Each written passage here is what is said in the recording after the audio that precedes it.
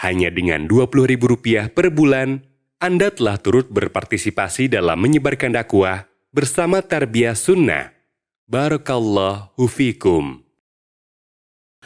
Bismillahirrahmanirrahim. Assalamualaikum warahmatullahi wabarakatuh. Alhamdulillahilladzi hadana lihadza wa ma kunna linahtadiya laula an hadanallah. Wa asyhadu an la ilaha illallah wahdahu la syarika lah. Wa asyhadu anna Muhammadan abduhu wa rasuluh.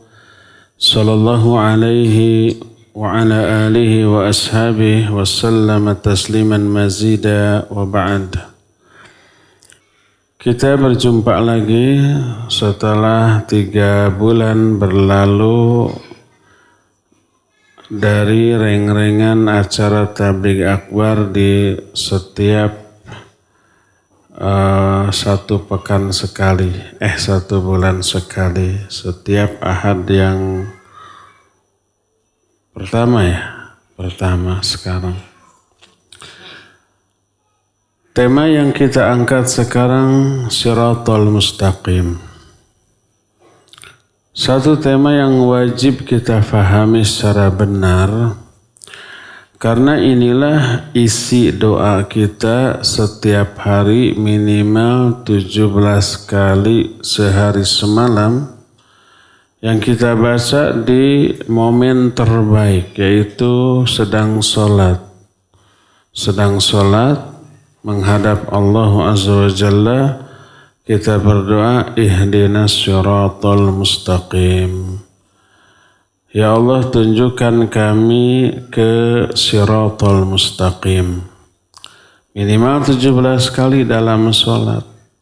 Kalau ditambah sholat sunat, lebih banyak lagi. Belum kita berdoa di luar sholat dengan doa Allahumma hdinis syiratal mustaqim.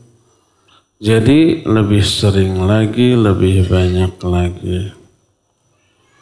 Sebenarnya apa sih syiratal mustaqim? Sebab banyak orang yang salah faham.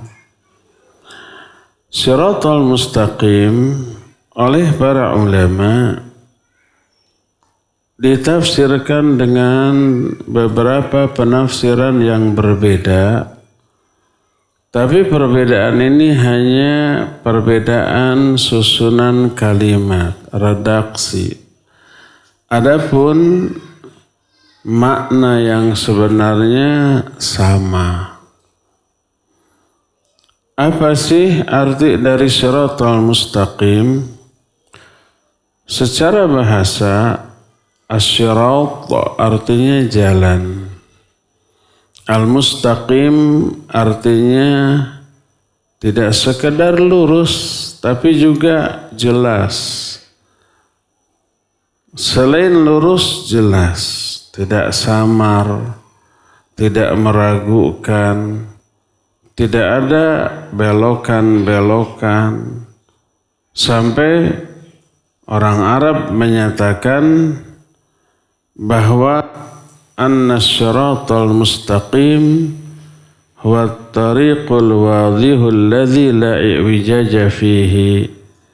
Bahwa asy-syiratal mustaqim itu jalan yang jelas, lurus, yang tidak ada belokan, tidak ada penyimpangan, tidak ada hambatan, tidak ada perempatan. Kalau ada perempatan, ada hambatan enggak? Ada. Di perempatan minimal kita berhenti dulu. Takut tabrakan, ya enggak?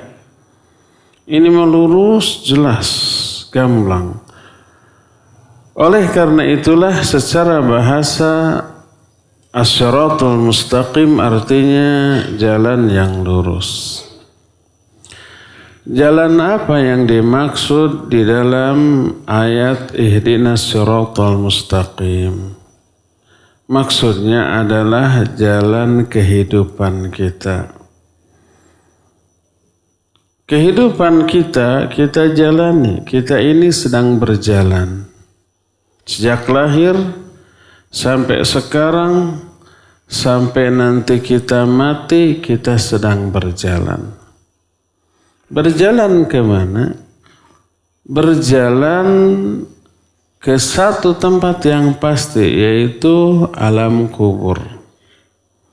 Setelah masuk ke alam kubur, maka kita tidak bisa memilih lewat jalan mana, enggak. Langsung oleh Allah diarahkan menuju akhirat.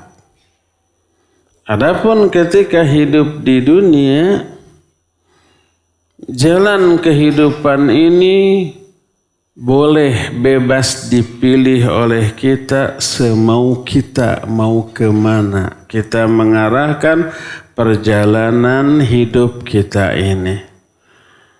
Mau senang-senang silakan, ke kiri, ke kanan, ke depan, mau balik lagi ke belakang, bebas. Cuma ada cumanya. Allah Azza wa Jalla memberikan petunjuk kepada kita tentang arah yang benar agar di tempat tujuan kita nanti kita hidup bahagia. Di alam kubur bahagia, di akhirat juga bahagia. Maka perjalanan hidup kita ini diarahkan oleh Allah. Kalau mau selamat nih ke sini, kalau mau tidak selamat terserah mau ke kiri ke kanan.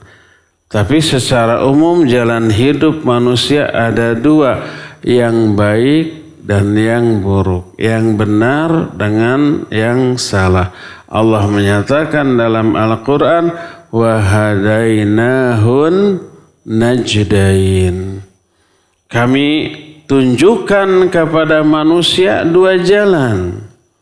Makna kami tunjukkan adalah bayyana lahul khaira wasyarra. Kami jelaskan kepada manusia jalan hidup yang baik dan jalan hidup yang buruk. Jalan hidup yang baik inilah yang disebut dengan as-siratul mustaqim. Yang kita selalu minta dalam doa-doa kita. Oleh karena itu wajib kita tahu apa yang dimaksud dengan as-siratal mustaqim yang kita minta di dalam salat kita. Ketika menerangkan ayat ini, para ulama menjelaskan. Pertama, siratal mustaqim maksudnya adalah Al-Quran, kitab Allah. Sebagaimana diterangkan dalam banyak hadis, di antaranya hadis yang diterima dari Ali bin Abi Thalib radhiyallahu an, diriwayatkan oleh Imam Ibnu Abi Hatim, berkata Rasul alaihi salatu wassalam, as-siratul mustaqim kitabullah. Siratal mustaqim ini kitabullah. Jalan hidup yang lurus ini adalah Al-Quran.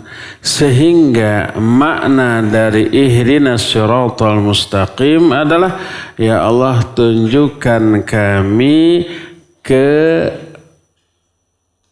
isi Al-Quran, kepada kitab Allah. Baik ilmunya, pemahamannya, ataupun pengamalannya. Berkata Syekh Al-Utsaimin rahimahullahu ta'ala, ketika menerangkan ayat ihdi, ya Allah tunjukkan, ya Allah beri hidayah. Petunjuk Allah atau hidayah Allah ini sering kita terangkan ada dua macam, dua jenis. Jenis yang pertama, petunjuk berupa penjelasan, penerangan, pencerahan, ilmu, itu juga hidayah. Itu juga petunjuk.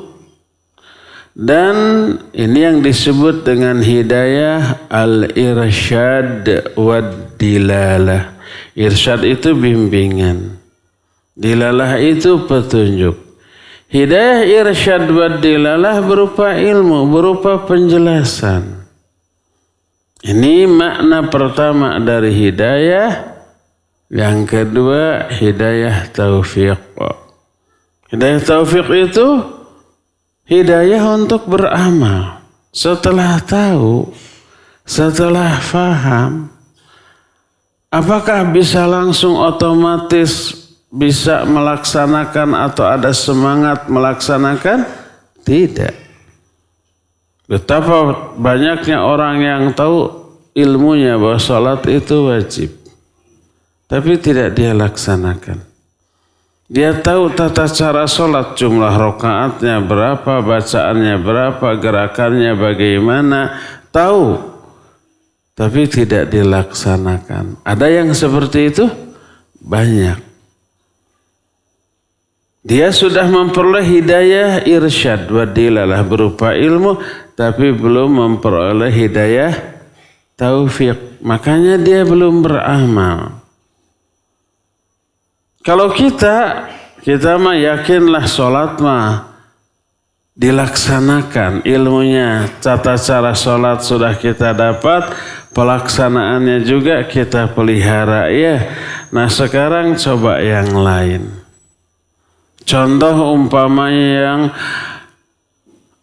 hukumnya sunnah. Contohnya saum Senin Kamis.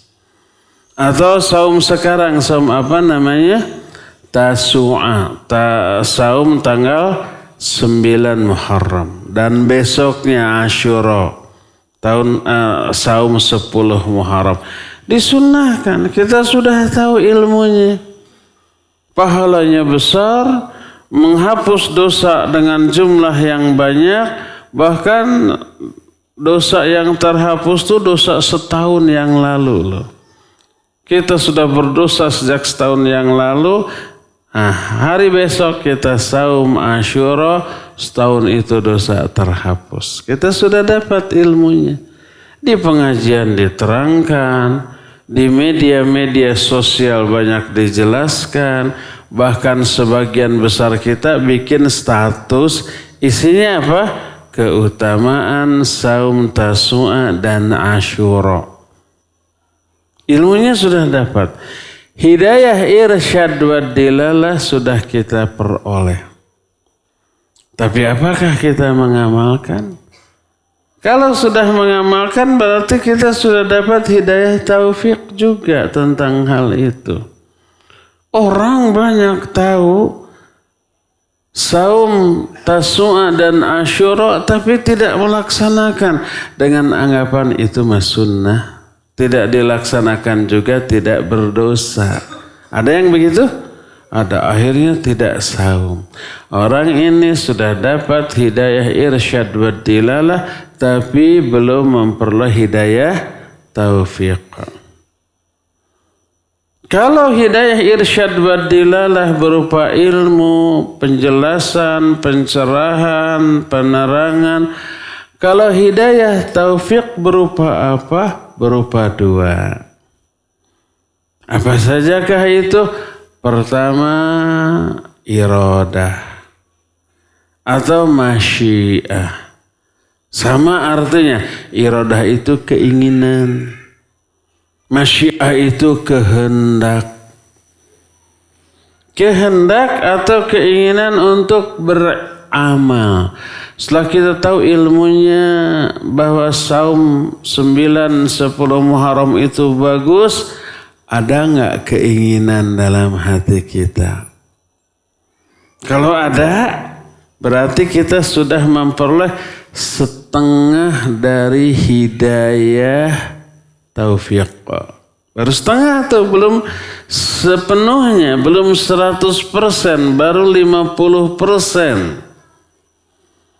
Yang setengahnya lagi apa? Al-istita'ah, kemampuan. Untuk mengamalkannya. Setelah ingin, ada enggak kemampuan? Sebab mungkin saja ada orang yang sakit. Enggak bisa saum, ingin ada, ingin. Tapi kalau saum perih. Atau harus makan obat sakit apa aja. Kalau nggak saum, lemes, sakitnya tambah parah. Tidak dikasih kemampuan. Akhirnya nggak saum. Atau Keinginan ada, sehat, tapi safar. Safarnya parah, melelahkan. Kalau di bawah saum, aduh bisa sakit. Akhirnya tidak saum.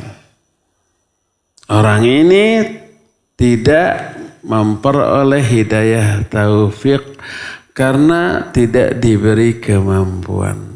Nah, dua ini kita hari ini bisa saum karena apa? Ada keinginan untuk saum dan ada kemampuan untuk saum. Dari mana dua hal ini kita peroleh? Semuanya Allah yang kasih. Kenapa kita ingin saum?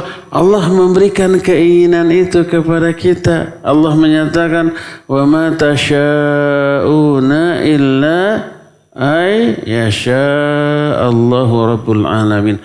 Kalian tak akan punya keinginan, tak akan punya kehendak, kecuali Allah yang kasih keinginan itu kepada kalian. Jadi kenapa kita ingin saum setelah tahu Allah yang ngasih, ujuk-ujuk aja. Kedua, kita mampu. Dari mana kemampuan ini kita peroleh? Dari Allah juga. La haula wa la quwwata illa billah. Tidak ada kemampuan, tidak ada daya, upaya, kecuali semua itu dari Allah. Begitulah cara Allah memberi hidayah taufik kepada kita. Diberi keinginan untuk beramal dan diberi kemampuan untuk beramal. Lahirlah amalan. Inilah dua jenis hidayah. Hidayah irsyad wa dilalah berupa ilmu. Dan hidayah taufik berupa keinginan dan kemampuan untuk beramal dengan ilmu tadi. Apa makna ihdinas syiratal mustaqim? Ihdi, beri aku petunjuk, beri kami petunjuk, beri kami hidayah. Hidayah mana yang dimaksud? Berkata Syekh Al-Utsaimin rahimahullah, maksudnya dua-duanya. Dan makna pertama dari Asy-Syiratal Mustaqim adalah Al-Quran. Ihdinas syiratal mustaqim artinya ya Allah berikan kepada saya ilmu, penjelasan, pemahaman tentang isi Al-Quran dan beri hidayah taufik kepada saya untuk mengamalkannya. Jadi di dalam doa ihdinas syiratal mustaqim terkandung doa minta ilmu. Ilmu tentang apa? Tentang Al-Quranul Karim. Karena salah satu makna dari syiratal mustaqim adalah Al-Quran, kitab Allah. Ketika Rasul sallallahu alaihi wasallam menerangkan tentang sifat-sifat Al-Quranul Karim, beliau menjelaskan, kata beliau, bahwa Al-Quran adalah huwa hablullahil matin wa huwa dzikrul hakim wa huwa siratul mustaqim. Al-Quran adalah tali Allah yang kuat, peringatan Allah yang maha bijaksana, dan jalan Allah yang sangat lurus yang disebut dengan siratul mustaqim. Berkata Imam Sufyan bin Uyainah dari Mansur dan Mansur dari Abu Wa'il dari Abdullah bin Umar.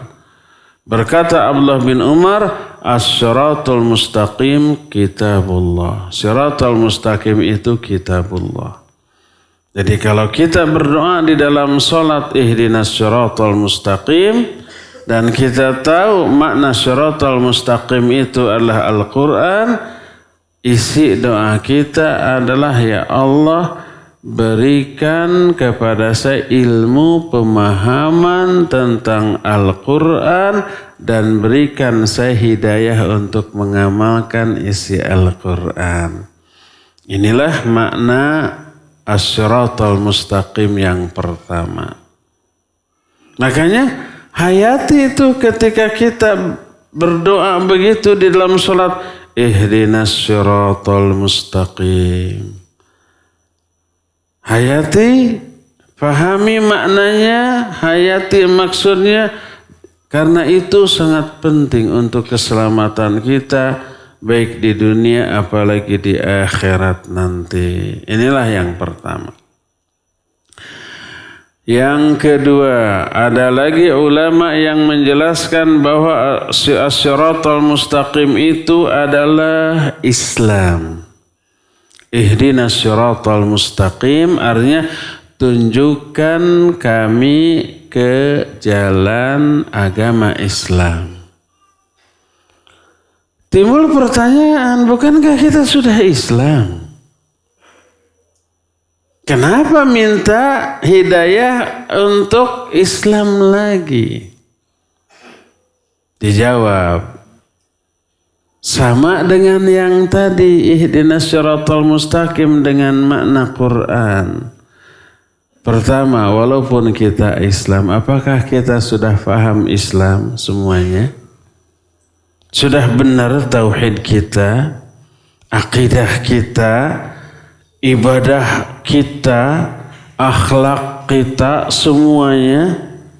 Apakah kita sebagai umat Islam memahami seluruh ajaran Islam dan sudah mengamalkan seluruhnya?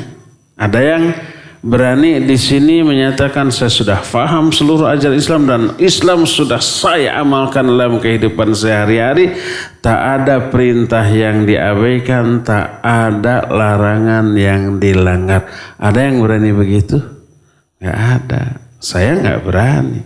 Karena masih banyak kewajiban yang terabaikan, masih banyak larangan yang dilanggar. Karena itulah maka makna ihdinas siratal mustaqim, tunjukkan kami ke Islam, maknanya pertama, beri saya hidayah irsyad wad dilalah tentang Islam. Berikan kepada saya ilmu tentang Islam.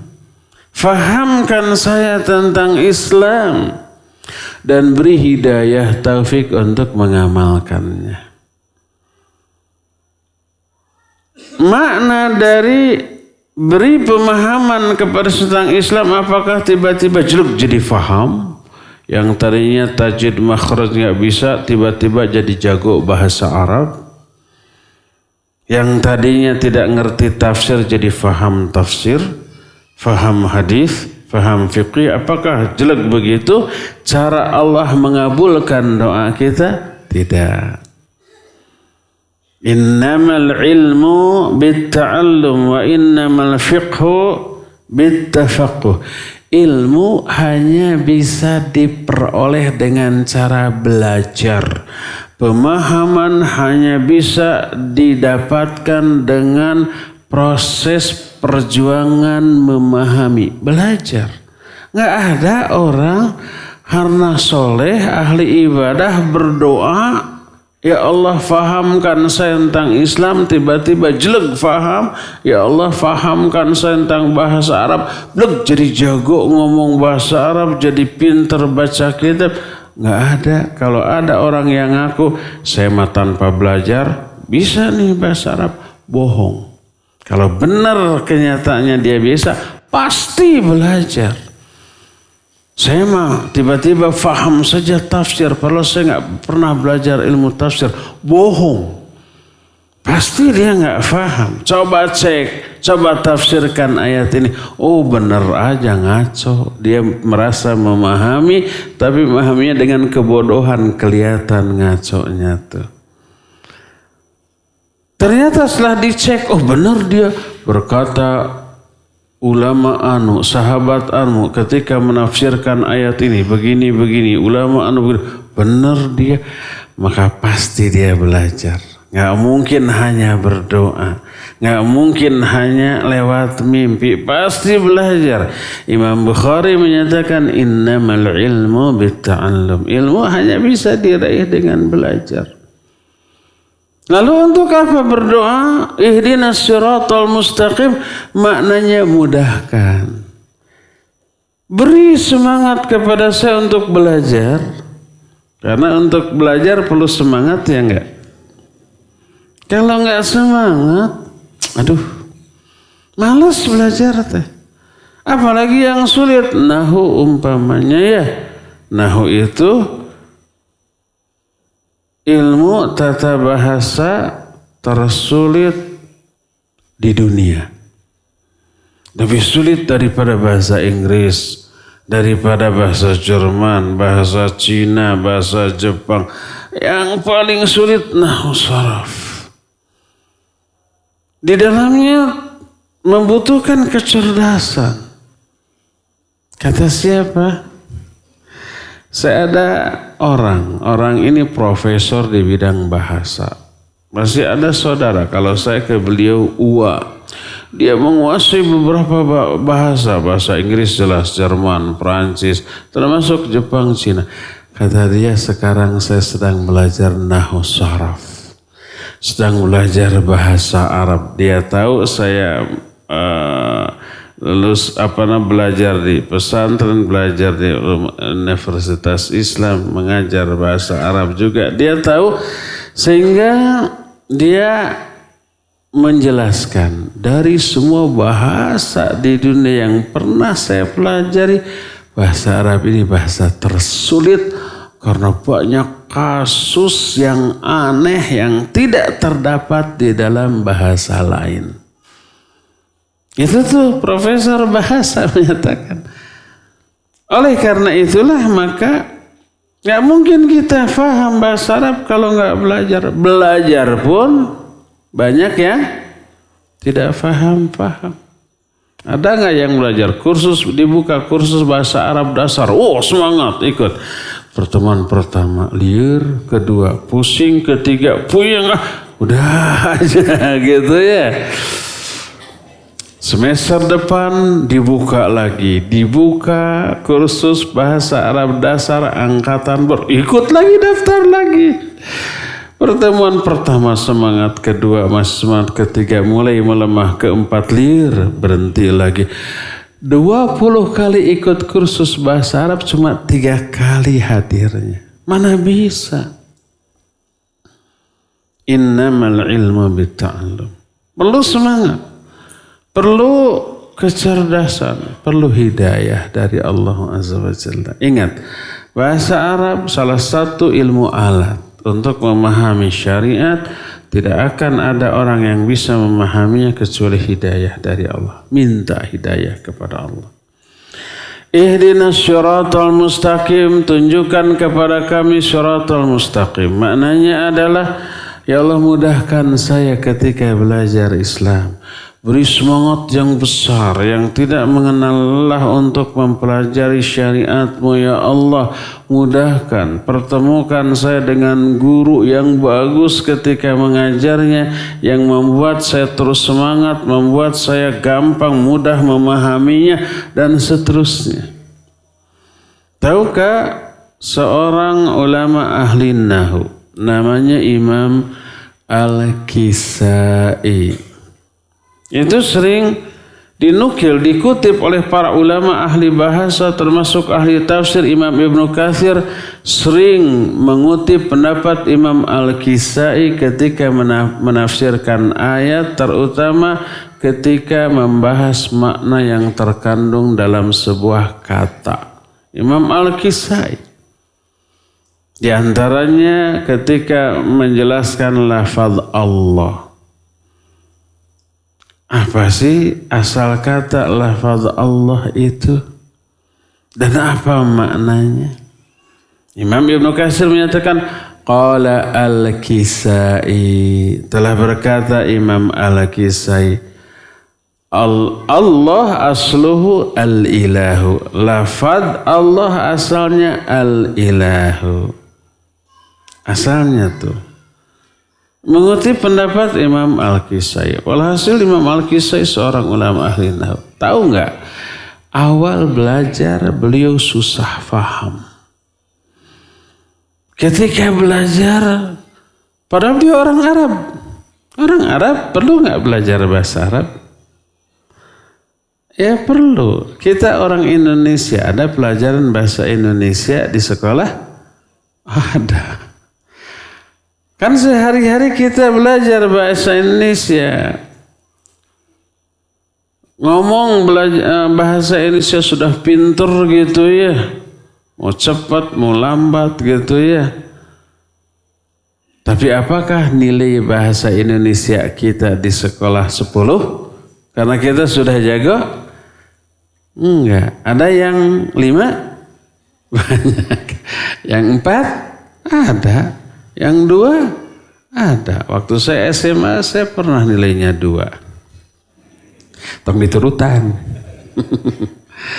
Karena waktu saya SMA sistem penilaian yang diterapkan sistem minus. Jadi kalau umpamanya soalnya 10, salah 4, maka salah 4 itu minus 4. Yang benar 6. Ya, nilainya 2. Nilainya 2, salah 4 itu nilainya 2. Untuk sekolah lain bagus, gitu lumayan sudah lulus. Untuk di sekolah kita saya itu enggak. Makanya ada yang nilainya minus, ada. Pas ulangan dibagi nilai minus 2, minus 3. Kalau ada 0, bagus 0. Nilai soal 10, salah 5, 0. Harusnya di sekolah lain 5 nilainya ya. Ini 0. Apalagi kalau nilainya 1 atau 2 itu bagus itu. Imam Al-Kisai susah loh mempelajari bahasa Arab. Padahal beliau orang Arab. Yang dipelajari nahwu sharaf, tata bahasa, gramatika. Belajar susah paham. Sampai hampir putus asa. Udah, saya mau berhenti aja deh. Ketika sedang melamun di kamarnya sambil melamun mikir apa yang harus dilakukan, dia melihat seekor semut di bawah. Semut itu menggigit sepotong makanan, terus merayap ke dinding mau dibawa ke atap, ke sarangnya di atap. Tapi karena makanannya lebih gede dari badannya, baru 5 cm sudah jatuh. Bruk. Kharejati bangun. Digigit lagi. Naik lagi. 10 cm sekarang. Tiung. Jatuh lagi. Bangun lagi. Kemudian digigit lagi. Naik lagi. Sekarang 20 cm. Terus entah berapa puluh kali atau ratus kali dia jatuh bangun sampai akhirnya tiba juga di atap, di sarangnya. Dia takjub kepada kegigihan usaha seekor semut. Hadhihin namlah muthabirah. Ini semut muthabirah itu apa ya? Gigih. Bukan gigih bahasa Sunda, Kadek.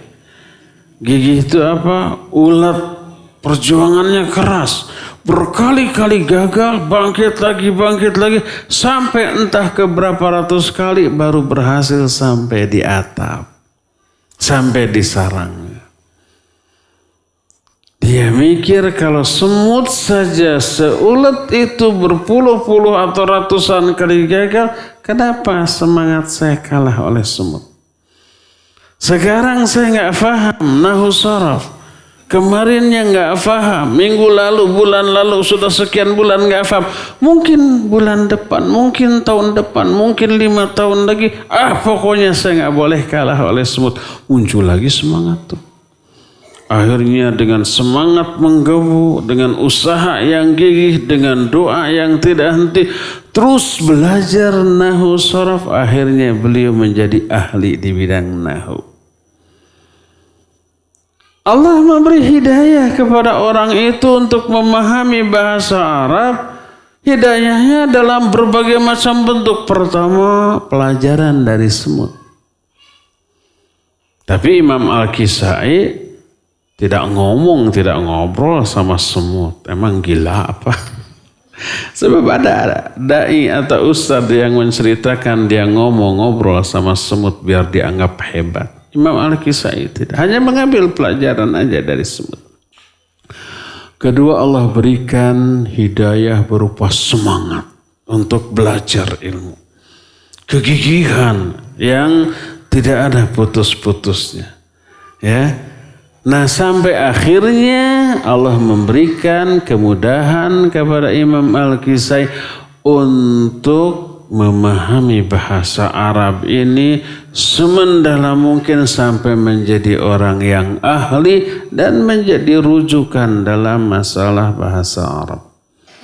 Dikutip oleh para ahli tafsir, dikutip pendapatnya oleh para ahli fiqih, usul fiqih, para ahli hadis, apalagi para ahli bahasa. Seperti itu. Ihdinas siratal mustaqim, maknanya ya Allah, beri semangat saya untuk belajar Islam. Mudahkan kepada saya untuk memahami Islam. Berikan pemahaman kepada saya tentang Islam dengan pemahaman yang benar. Itu makna pertama dari ihdinas siratal mustaqim. Keduanya, beri hidayah taufik kepada saya untuk mengamalkan Islam. Setelah difahami, setelah dimengerti, setelah diketahui, minta hidayah taufik agar kita bisa mengamalkannya. Sebab betapa banyak manusia yang faham Islam, tahu Islam, bisa nahu sharaf, bisa baca kitab, bisa tafsir dan ilmu tafsir dan seterusnya, tapi pengamalannya tidak. Keilmuannya dia gunakan sebagai alat untuk mengeruk keuntungan pribadi dengan keilmuannya. Ada yang seperti itu? Ada. Dia ulama tapi jahat, ulama su, ini yang merusak Islam. Ulama jahat, ulama buruk, ya. Orang yang keilmuannya sangat tinggi tentang agama ini, pengamalannya bertolak belakang dengan apa yang diketahui. Inilah makna yang kedua, yaitu Islam.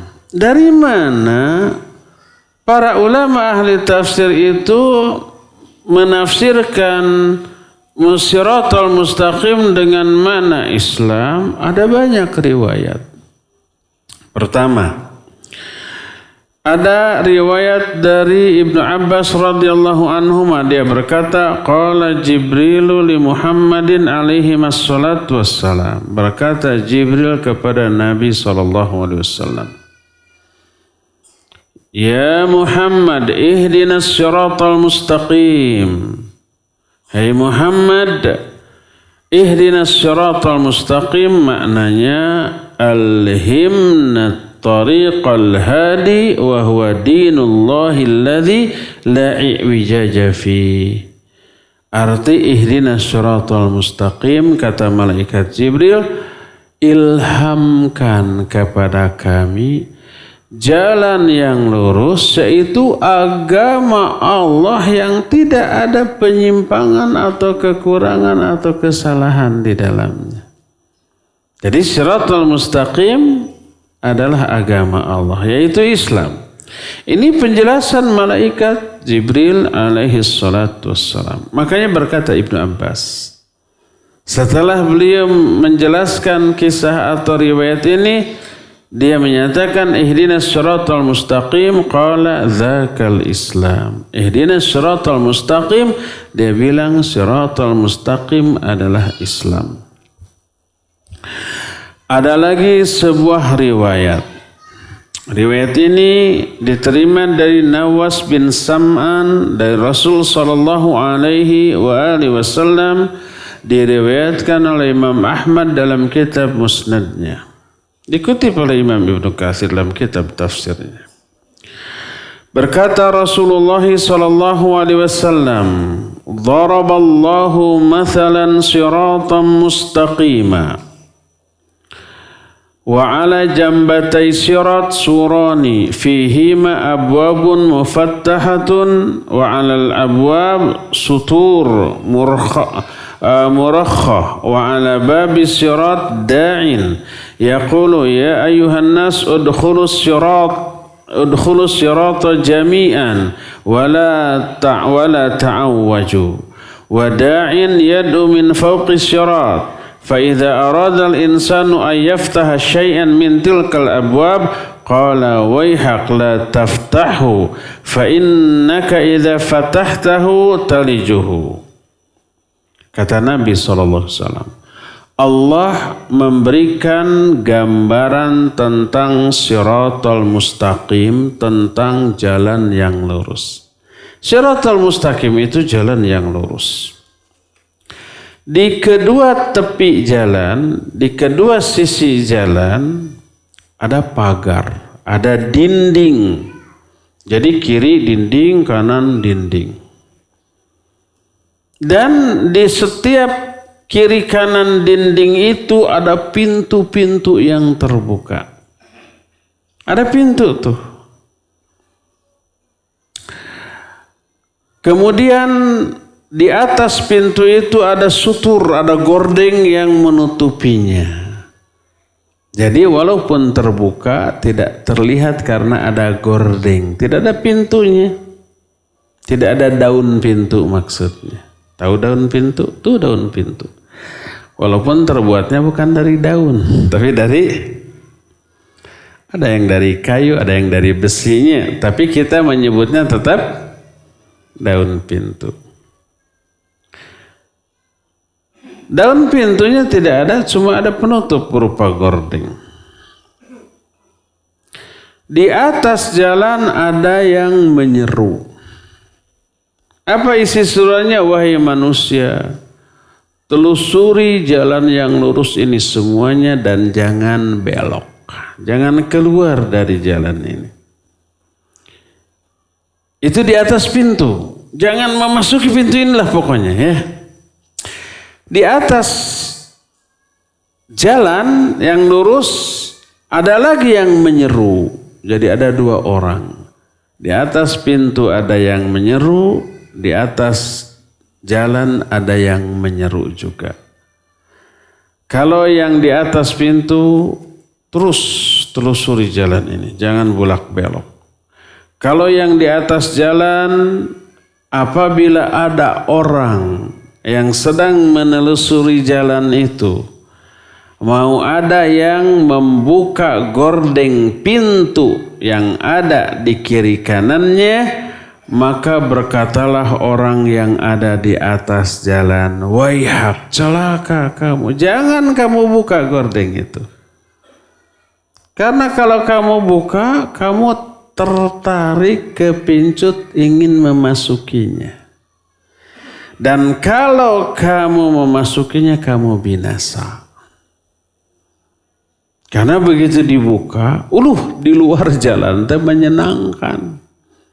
Banyak permainan ini, permainan itu, kuliner ini, kuliner itu, ada si montong mungkinnya.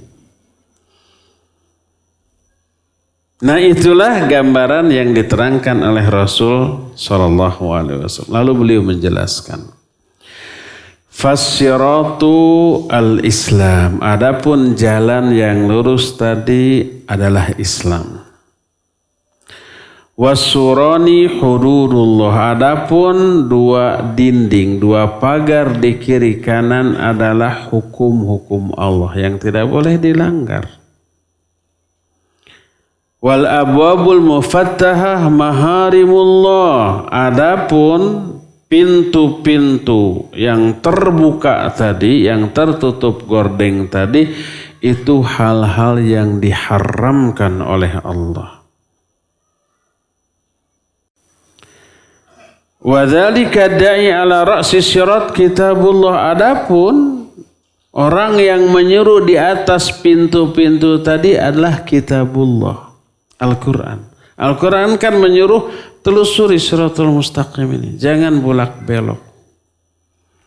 Adapun orang yang menyeru di atas syirat, di atas jalan, wa'idullahi fi qalbi kulli muslim, itu adalah hidayah Allah, bisikan dari Allah yang dibisikkan ke dalam hati setiap muslim. Jadi kalau pas seorang muslim mau membuka pintu, artinya mau melanggar yang diharamkan. Ada tuh, jangan masuki. Kalau kamu masuki, kamu binasa. Begitulah ya. Dari riwayat ini maka tak heran banyak ulama yang menyatakan bahwa yang dimaksud dengan siratal mustaqim di sini adalah Islam. Inilah makna kedua dari siratal mustaqim.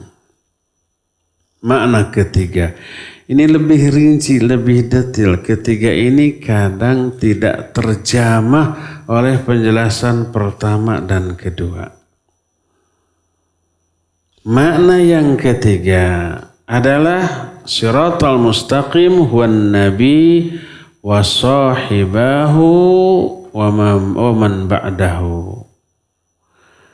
Yang dimaksud siratal mustaqim adalah nabi, dua sahabatnya yaitu Abu Bakar dan Umar, dan orang-orang yang datang setelahnya yang mengikuti pemahaman Nabi dan para sahabat. Siratal mustaqim itu adalah jalan hidup yang sudah ditelusuri oleh Nabi dan para sahabatnya. Siratal mustaqim itu sunnah Nabi dan sunnah para sahabatnya. Sehingga ihdinas siratal mustaqim maknanya ya Allah tunjukkan kepada saya sunnah Nabi SAW dan berikan hidayah untuk mengamalkannya. Yang menjadi dalil bahwa siratal mustaqim ini sunnah Nabi bukan hadis, bukan pendapat sahabat, bukan pendapat ulama, tapi Al-Quranul Karim. Salah satunya adalah umpamanya surah Yasin. Allah berfirman Yasin wal Qur'anil Hakim innaka laminal mursalin ala siratim mustaqim. Tuh Yasin wal Qur'anil Hakim, demi Al-Quran yang hakim. Innaka sesungguhnya engkau hai Muhammad laminal mursalin benar-benar termasuk di antara para rasul ala siratim mustaqim yang sudah berada di atas siratal mustaqim. Contoh nyata orang yang sudah ada di atas siratal mustaqim itu Nabi Muhammad sallallahu alaihi wasallam. Sehingga jalan hidupnya, sunnah beliau, amalan beliau, itulah siratal mustaqim. Kalau kita ingin menelusuri siratal mustaqim, pelajari sunnahnya, fahami sunnahnya, dan amalkan sunnah tersebut dalam kehidupan sehari-hari. Yang kemudian diikuti oleh para sahabatnya. Nah ini saya katakan tadi lebih menjelaskan dari penjelasan 1 dan 2. Yang pertama Quran, yang kedua Islam. Ini masih umum. Tidak semua orang yang berpegang teguh kepada Quran mengikuti sunnah Nabi sallallahu alaihi wasallam. Tidak semua orang yang mengaku Islam, beragama Islam mengikuti sunnah Nabi. Ada orang yang ngaku Islam tapi amalannya bid'ah melulu, ada mayoritas itu teh. Ada orang yang berdalil segala macam dengan Quran, tapi sunnahnya diabaikan. Ada banyak. Atau orang itu umpamanya nanti lebih rinci lagi, berpegang teguh kepada Quran dan hadis yang sahih, hadis dhaif nggak mau, apalagi yang palsu nggak mau. Quran sunnah, Quran sunnah. Apakah dia di atas siratal mustaqim? Belum tentu. Kenapa belum tentu? Lihat bagaimana cara dia memahami ayat dan hadis. Seluruh orang yang ngaku Islam tapi sesat mengaku berpegang teguh kepada Quran dan hadis. Contoh siapa? Ahmadiyah. Pernah tahu Ahmadiyah? Yang meyakini ada nabi baru setelah Nabi Muhammad SAW. Siapa namanya? Mirza Ghulam Ahmad. Ahmad. Ketika menjelaskan ada nabi baru namanya Ahmad, dia pakai ayat. Ayatnya benar apa salah? Pasti benar ayat, mah nggak ada ayat yang salah. Allah menyatakan di dalam surah As-Saff ayat yang ke-6. Allah menyatakan, wa idh qala Isa ibn Maryam ya bani Israel inni rasulullahi ilaikum musaddiqan lima baina yadayya minat taurat wa mubashiran bi rasuli ya'ti min ba'di ismuhu Ahmad. Ingat ketika Nabi Isa berkata kepada Bani Israel, hai Bani Israel, sungguhnya aku adalah utusan Allah kepada kalian yang membenarkan apa-apa yang ada di tanganku, yaitu berupa kitab Taurat. Lalu wa mubasyiram bi rasulin, dan aku memberi kabar kepada kalian dengan akan datangnya seorang rasul mim ba'di, setelah aku, ismuhu Ahmad, namanya Ahmad. Sedangkan nabi kita Nabi Muhammad. Ayat ini menyatakan Ahmad. Ini dalilnya bahwa Mirza Ghulam Ahmad itu nabi yang ditunjukkan oleh Quran, yang ditunjukkan oleh Nabi Isa, diisyaratkan oleh Nabi Isa. Tuh, pakai dalil, dalilnya ayat. Ayatnya benar apa tidak? Ayatnya benar. Apanya yang salah tuh? Cara dia memahami. Kalau ingin tahu siapa Ahmad yang dimaksud dalam ayat ini, bongkar kitab-kitab tafsir para ulama. Lihat penjelasan para sahabat, ulama tabi'in, tabi'ut tabi'in dan setelahnya. Pasti semua sepakat yang dimaksud Ahmad di sini siapa? Nabi Muhammad sallallahu alaihi wasallam. Tapi dia menggunakan ayat ini dengan makna yang batil. Ada kaidah dalam ucapan para ulama, kalimatul haqq wa urida bihil batil. Kalimat yang benar tapi dijadikan dalil untuk kebatilan. Kalau setiap kita boleh sembarangan memahami ayat semau kita, bisa-bisa setiap yang namanya Ahmad boleh ngaku nabi. Saya nabi, ini ayatnya. Kan gitu ya. Nama kamu siapa? Ahmad, ini KTP-nya. Saya nabi. Ini ayatnya, surah As-Saff. Siapa yang tidak percaya kepada surah As-Saff, kafir. Bisa begitu ya. Jadi semua nih kelompok sesat, kesesatannya didukung oleh dalil, baik Al-Quran atau hadis yang sahih. Qurannya benar. Hadis sahihnya juga benar. Apa yang salah? Metode, cara memahami ayat dan hadis yang benar itu. Caranya salah, caranya keliru. Akhirnya lahir penafsiran yang keliru, pemahaman yang keliru, keyakinan yang juga salah, yang menyimpang. Karena kesalahan cara dalam memahami. Ini yang banyak sekarang dilakukan oleh para mubaligh, para ustadz, para da'i. Kutip ayat, dia bilang menurut saya ayat ini begini. Ini ada hadis, menurut pemahaman saya hadis ini begini.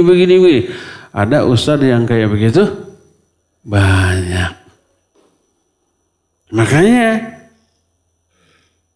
tidak aneh kalau lahir pemahaman pendapat yang keliru. Ayatnya benar, hadisnya benar, pemahamannya keliru karena cara memahaminya salah. Dia kurang ilmu yang dibutuhkan untuk memahami ayat dan hadis secara benar. Ini yang menjadi latar belakang kenapa saya dan kawan-kawan saya, para ustadz yang lain yang satu manhaj, kalau ngaji itu bahas kitab loh. Membongkar kitab para ulama. Sebab Mereka memahami ayat, hadis, akidah, tauhid, fikih, segala macam dengan ilmu yang memadai sebagai seorang ulama atau mujtahid. Sedangkan kita para ustadz ilmunya belum sampai kepada taraf mujtahid. Maka nggak berani ijtihad. Selalu ini ayat ini apa maknanya ya, bongkar para ulama. Seperti yang kita lakukan sekarang. Siratal Mustaqim itu apa sih maknanya? Bongkar ahli tafsir. Ini yang saya baca adalah punten rada buligir mengesan. Ini sudah lebih dari 20 atau 30 tahun dikekewek, digulang gaper sampai jilbabnya copot. Ini tafsir Ibnu Katsir. Dan sebelum saya membahas ini, saya juga buka tafsir lain, tafsir Abdurrahman As-Sa'di, ya, tafsir Ibnu Jarir At-Tabari ada di rumah. Tafsir Imam Al-Qurtubi. Udah. Nanti bila ada waktu dan memungkinkan kita selipkan penjelasan dari kitab tafsir lain. Tapi yang patokannya ini Imam Ibnu Katsir. Ya. Ini sudah cukup lengkap. Membahas yang ada di sini aja nggak cukup waktu 2 jam. Untuk hanya membahas makna Siratal Mustaqim saja.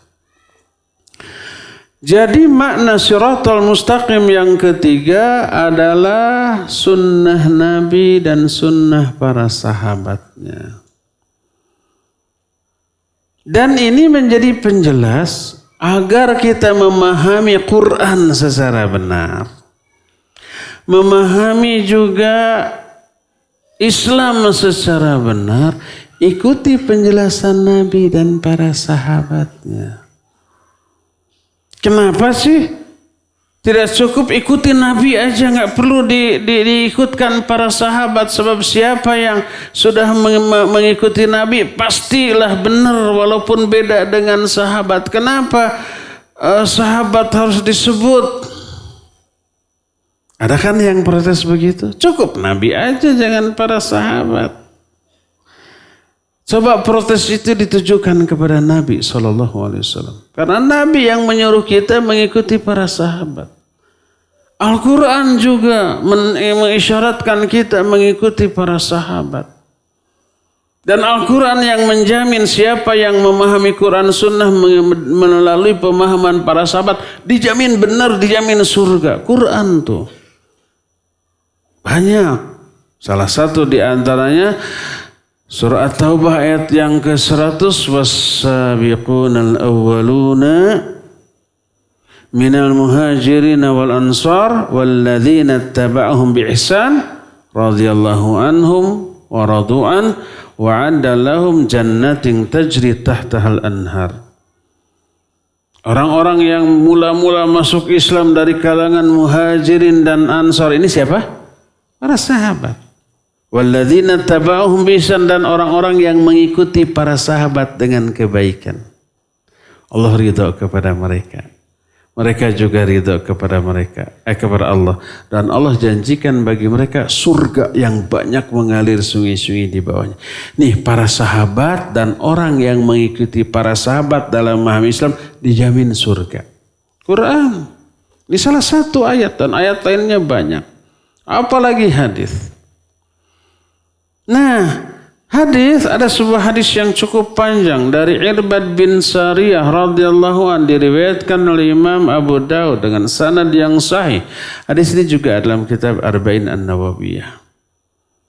Nabi alaihi salatu wassalam menyatakan, "May ya'ish minkum ba'di fasayara ikhtilafan katsira fa'alaikum bisunnati wa sunnatil khulafa'ir rasyidin al-mahdiyyin min ba'di tamassaku biha waddu 'alaiha bin nawajid." Siapa orang yang hidup panjang sepeninggalku, setelah aku tidak ada, setelah aku mati, di antara kalian ada yang hidup panjang, maka dia akan melihat ikhtilaf yang banyak. Dan terbukti kan, setelah Nabi wafat langsung muncul tuh ikhtilaf. Langsung yang murtad banyak, diperangi gitu ya. Wah segala macam. kalian akan melihat ikhtilaf yang banyak. Apa advice dari beliau, nasihat dari beliau ketika kita hidup di tengah-tengah banyaknya ikhtilaf? Beliau menyatakan fa'alaikum bisunnati. Wajib kalian berpegang teguh kepada sunnahku. Nabi tidak hanya mengatakan wajib berpegang teguh kepada Quran. Enggak. Karena yang ikhtilaf itu semua berpegang teguh kepada Quran. Tapi peganglah sunnahku. Wa sunnatil khulafa'ir rasyidin al-mahdina min ba'di. Dan sunnah para khalifah, para sahabat. Lalu diwakili oleh figur khulafa'ur rasyidin. Jadi ada dua sunnah. Sunnah Nabi dan sunnah para khulafa'ur rasyidin. Ada dua sunnah yang oleh Nabi disebut. Sunnah Nabi dan sunnah para sahabatnya. Tapi anehnya nih. Sebenarnya nggak aneh sih. Setelah Nabi SAW menyebut dua macam sunnah, kalimat berikutnya Nabi SAW hanya menyebut dhamir mufrad. Fa'alaikum bisunnati wa sunnatil khulafa'ir rasyidil mahdiyyin. Tamassaku biha, bukan bihima. Pegang erat itu sunnah. Sunnah yang mana? Bukankah ada dua sunnah? Kenapa yang disebut satu biha bukan bihima? Waddu alaiha bukan alaihima. Gigit dia dengan geraham bukan waddu alaihima tapi alaiha. Aneh kan? Secara nahu ya aneh. Tapi secara maknawi, ini menjelaskan. Walaupun ada dua sunnah, maknanya satu. Sunnah Nabi dan sunnah sahabat sama. Makanya disebut tamassaku biha bukan bihima, waddu alaiha bukan alaihima. Sama, sunnah Nabi, sunnah sahabat sama. Itu juga. Timbul pertanyaan kedua. Kalau memang sunnah Nabi dan sunnah para sahabat itu sama maknanya, kenapa sunnah sahabat disebut? Udah aja sunnah Nabi. Ya, ini mengandung isyarat. Ini penjelasan para ulama. Di antara diterangkan oleh Syekh Al-Albani rahimahullahu ta'ala, memberikan isyarat bahwa untuk memahami sunnah Nabi secara benar, wajib melalui penjelasan pemahaman para sahabat. Siapa yang mengklaim, ngaku-ngaku berpegang teguh kepada Quran dan Sunnah, tapi pendapatnya beda dengan pendapat para sahabat, ngaco dia, salah dia. Kalau sahabat mah pasti benar. Kenapa sahabat pasti benar? Dijamin oleh Allah, dijamin oleh Rasulnya sallallahu alaihi wasallam. Makanya Allah perintahkan, Nabi juga perintahkan, pegang tuh sunnah para sahabat. Sebab ada orang yang menyatakan ngaku Islam, ahlus sunnah, berpegang teguh kepada Quran sunnah, anti bidah, tapi ucapan sahabat bukan hujjah, ditolak. Ucapan penjelasan sahabat ditolak, ucapan gurunya dipakai. Seolah-olah gurunya lebih faham daripada para sahabat. Makanya Imam Ahmad dan imam-imam ahlus sunnah yang lainnya menyatakan, ya, ketika ada orang berdoa, ya Allah, istiqomahkanlah saya di atas Islam dan wafatkan saya di atas Islam. Karena ini perintah Allah. Wala tamutunna illa wa antum muslimun. Jangan kalian mati kecuali mati di atas Islam. Imam Ahmad mengomentari wa ala sunnah. Dan mati juga di atas sunnah. Sebab siapa orang yang mati di atas Islam belum tentu mati di atas sunnah. Iya betul Islam tapi penuh bidah. Ada orang yang sedang melakukan kebidahan lalu mati? Ada. Ada pernah pertanyaan kepada saya, Ustaz, bagaimana kalau orang sedang melakukan sebuah kebidahan? Di kebidahan itu, di acara bidah itu dia membaca Al-Quran. ketika baca Al-Quran mati. Apa husnul khotimah atau su'ul khotimah? Kan gitu ya.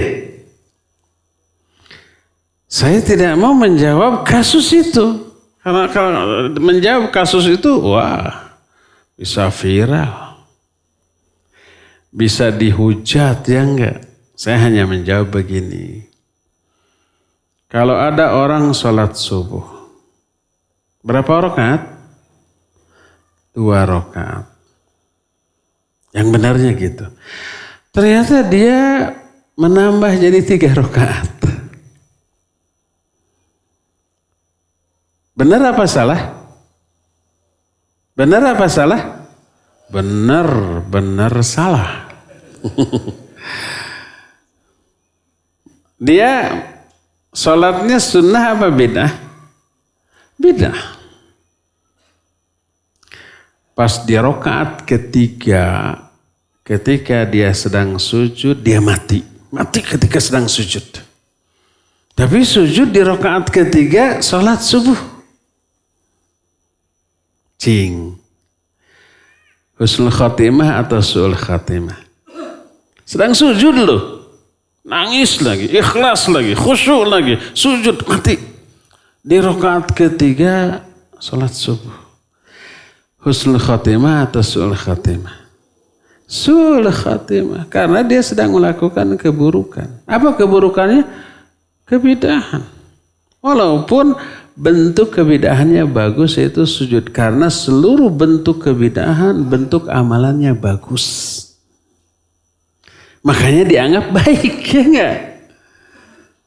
Enggak ada kamu bid'ah nyolong, kamu copet, bid'ah kamu. Karena Nabi tidak pernah mengajarkan nyopet. Bukan bid'ah itu mah, tapi maksiat, dosa, ya. Kamu mukul orang, padahal orang itu menegur kamu, kamu pukul. Bid'ah kamu, karena Nabi tidak pernah mukul. Itu mah bukan bid'ah, tapi maksiat. Bid'ah mah bentuk perbuatannya bagus. Berupa penambahan, pengurangan, perubahan dalam masalah agama. Itu tuh pasti bagus, karena urusannya dianggap ibadah, dianggap agama. Oleh karena itulah, maka orang yang sedang sujud di rakaat ketiga salat subuh lalu mati, dia sedang mati dalam keadaan su'ul khatimah. Dan di sini pentingnya sunnah. Hidup di atas sunnah, mati di atas sunnah. Tidak sekedar hidup di atas Islam, mati di atas Islam semata-mata. Bukankah Al-Quran menyatakan cukup Islam seperti wala tamutunna illa wa antum muslimun. Jangan kau mati kecuali di atas Islam. Cukup, nggak ada sunnahnya. Demikian juga surah Al-Hajj menyatakan huwa sammakumul muslimina min qabl. Allah yang telah menamakan kalian dengan sebutan muslimin sejak sebelumnya, sejak dahulu. Cukup muslim, cukup Islam, nggak perlu ada sunnah, nggak perlu ada berpegang teguh kepada para sahabat. Ada yang begitu tuh, ini ayat. Dijawab oleh para ulama. Di antara Syekh Al-Albani menyatakan, kalau omongan itu diucapkan di zaman Nabi dan para sahabat, betul. Karena di zaman Nabi dan para sahabat nggak ada kebidahan. Semua Islam, sunnah yang diamalkan oleh kaum muslimin saat itu pasti Islam yang benar, ya enggak? Di zaman Nabi sudah ada kebidahan? Enggak. Walaupun enggak ada, Nabi mewanti-wanti loh. Di setiap khutbahnya loh. Nabi menyatakan fa inna asdaqal hadits kitabullah wa khairul hadi hadi Muhammadin sallallahu alaihi wasallam wa syarrul umur muhdatsatuha wa kullu wa inna kulla muhdatsatin bid'ah wa kullu bid'atin dhalalah. Itu perkataan Nabi, dan Nabi mengatakan itu di awal khutbahnya. Ketika kita melakukan hal yang sama, kita di awal khutbah, di awal ceramah selalu membacakan ini. Orang yang fobi kepada bid'ah tuh belum apa-apa sudah nyinggung-nyinggung bid'ah tuh. Belum apa-apa sudah ngajak berantem itu. Kan gitu ya. Kita mengatakan itu mencontoh sunnah Nabi SAW. Nabi di awal khutbahnya selalu ngomong begitu. Ketika kita mengikuti, diprotes. Kok Nabi tidak diprotes? Jadi kalau cukup Islam saja, ya cukup menjadi seorang Muslim saja. Kalau ucapan itu diungkapkan di zaman itu, ya benar.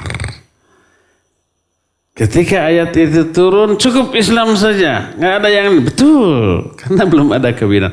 Tapi di zaman kemudian, apalagi di zaman sekarang, kita cukup Islam saja. Islam yang mana? Syiah ngaku Islam, Ahmadiyah ngaku Islam, Ingkarus Sunnah ngaku Islam, apalagi yang saat-saat itu ya. Lia Eden ngaku Islam nggak? Nggak ya, nggak itu mah. Ahmad Marsyadek ngaku Islam nggak? Tapi sudah tobat katanya. Mudah-mudahan benar tobatnya. Dan itu Islam yang mana? Ya. Mu'tazilah ngaku Islam, Jahmiyah ngaku Islam, Qadariyah ngaku Islam, Jabariyah ngaku Islam. Apa Islam itu?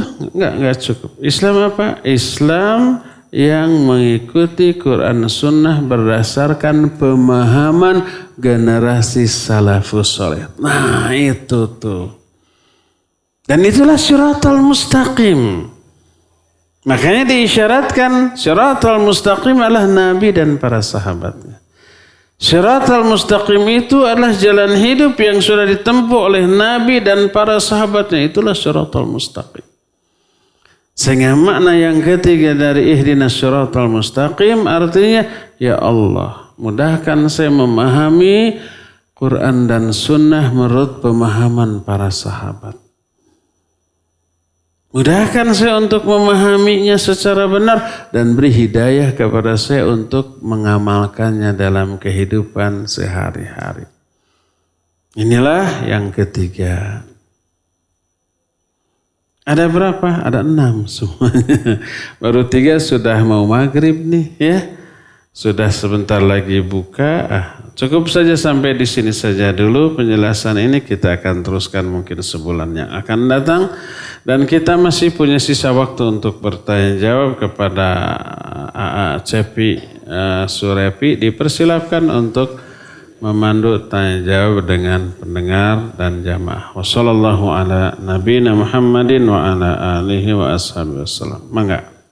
Syukran Ustadz atas pemaparan materinya dan kami akan berikan pertanyaan atau kesempatan untuk bertanya kepada jamaah. Langsung silakan acungkan tangannya terlebih dahulu. Baik Bapak yang berbaju putih di depan. Sebentar Pak. Assalamualaikum warahmatullahi ta'ala wabarakatuh. Waalaikumsalam warahmatullahi wabarakatuh. Saya yang bernama Mahfud Ahmad Junaidi dari Cangkorah. Pak Ustadz mau nanya, saya 3 tahun ke belakang suka memimpin marhaba, tahlilan. Kalau itu dikatakan bid'ah, mungkin berdosa. Apakah dosa tersebut bisa hapus setelah saya bertobat? Sekian, terima kasih. Barakallahu fiik. Bapak Mahfud Adik, bukan MD.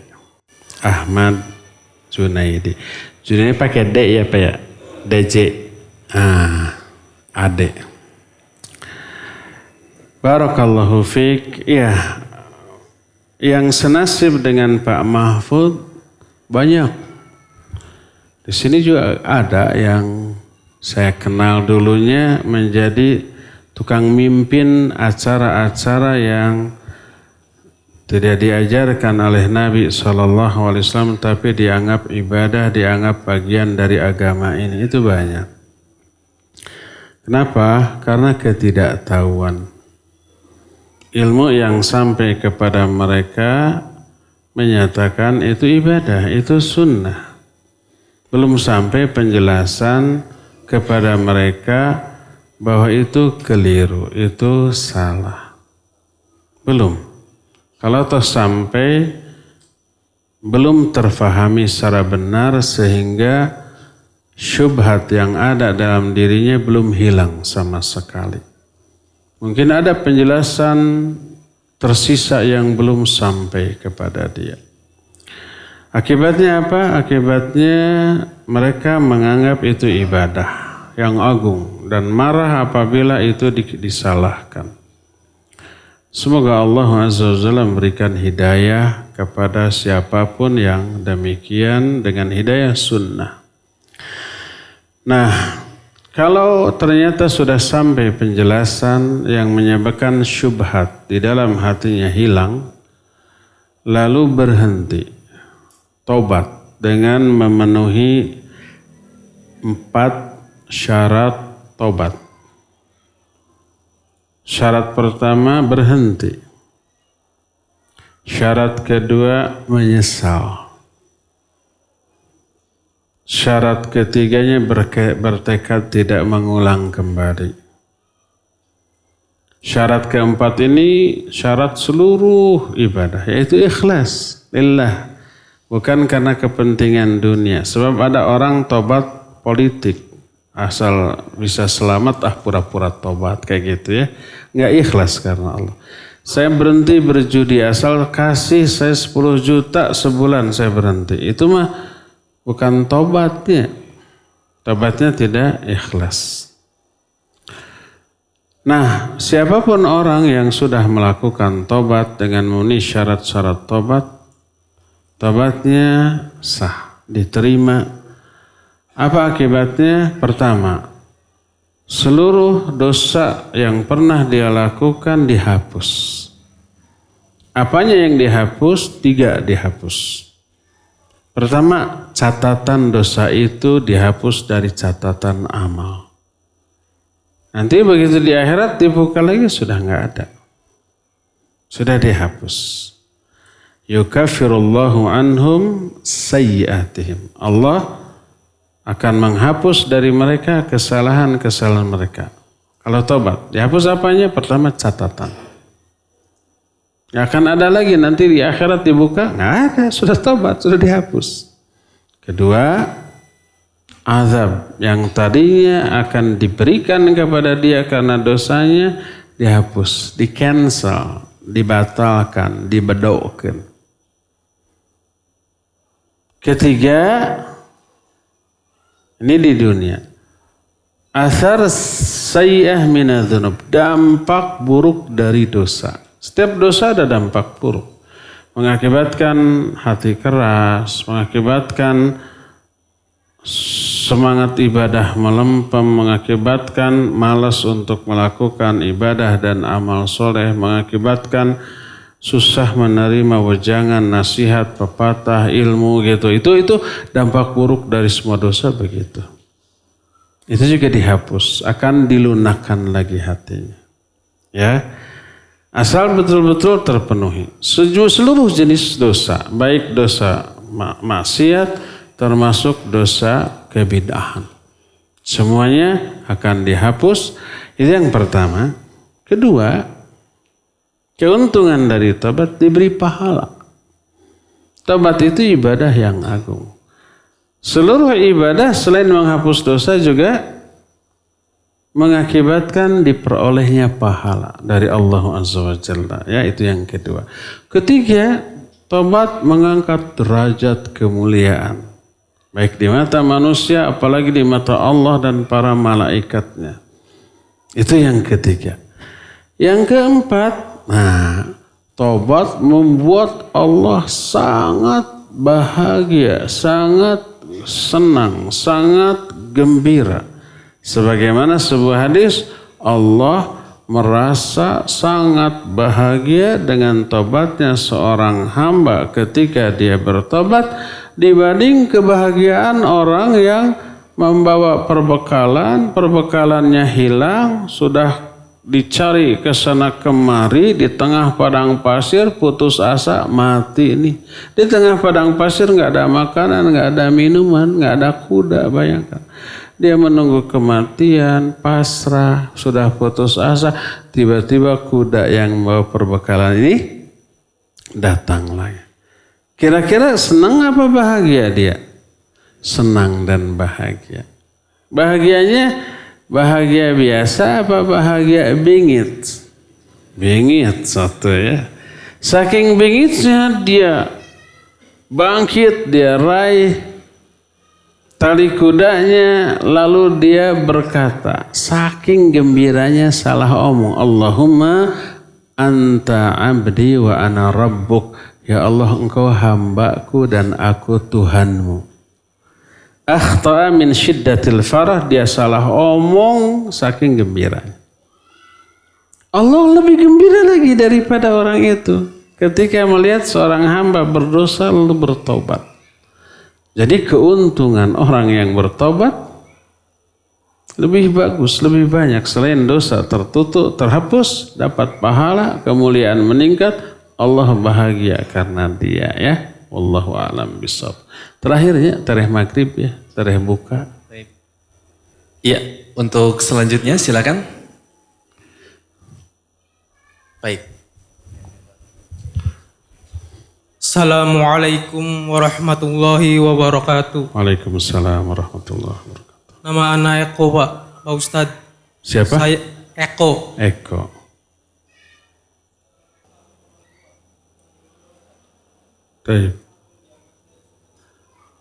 Dari mana?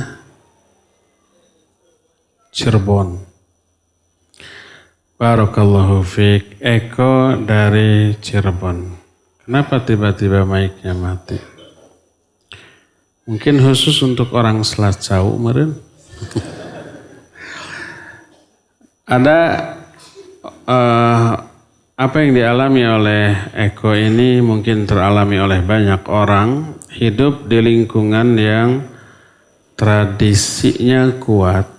Dan kadang tradisi itu mengandung unsur kepercayaan kepada animisme atau dinamisme. Percaya kepada ruh-ruh orang yang sudah mati. Percaya kepada benda-benda pusaka, benda-benda bertuah. Mereka rajin sholat. Kalau Ramadan saum. Tapi masih percaya kepada keyakinan-keyakinan warisan dari nenek moyang kita zaman baheula. Sebelum Islam datang, penduduk Indonesia menganut keyakinan animisme dan dinamisme, kemudian masuk pengaruh Hindu dan Buddha. Lalu ajaran keyakinan mereka berurat akar menjadi budaya, menjadi tradisi, menjadi kebiasaan. Setelah Islam datang, tradisi itu tidak hilang, keyakinan itu tidak hilang. Kalau menanam padi di sawah, membakar kemenyan, kemudian ditanya untuk apa kemenyan itu? Jawabnya apa? Biar asap kemenyan ini sampai ke Dewi Sri. Siapa Dewi Sri? Dewa wanita yang diyakini oleh Hindu atau Buddha yang tugasnya menumbuhkan tumbuh-tumbuhan. Karena dia Islam. Petani tadi Islam. Tapi tradisi itu masih dilakukan dengan keyakinan Hindu atau Buddha. Ya, itu banyak. Apakah itu syirik? Ya, itu syirik. Nah, bagaimana kalau kita menemukan hal yang seperti itu? Kalau kita bisa memberitahu, beritahu. Apapun jawabannya. Setelah diberitahu mereka marah, itu urusan mereka. Setelah mereka marah diberitahu, terus mereka berbuat lagi, apakah diberitahu lagi? Nggak perlu. Karena kita sudah memberitahunya dan kita tahu reaksinya. Reaksinya buruk. Akibatnya kita diisolir. Kita dipojokkan. Kita diviralkan sebagai orang yang anti kepada ajaran nenek moyang dan seterusnya. Akhirnya dakwah kita dihambat dan seterusnya. Jadi biarkan. Karena madaratnya lebih besar. Kalau kita sudah mencoba menyampaikan satu kali tapi madarat, sudah. Karena Imam Ibnu Qayyim rahimahullahu ta'ala menyatakan, apabila amar ma'ruf nahi munkar kita lakukan menimbulkan kemungkaran yang lebih besar, maka diam lebih baik daripada melakukannya. Ya, cukup sampai di sini saja. Sebentar lagi maghrib. Bagi jamaah yang saum, insyaallah kita siapkan untuk takjil dan makan besarnya di sini. Subhanakallahum bihamdik, asyhadu an la ilaha illa anta, astaghfiruka wa atubu ilaik. Walhamdulillahi rabbil alamin. Wassalamualaikum warahmatullahi wabarakatuh.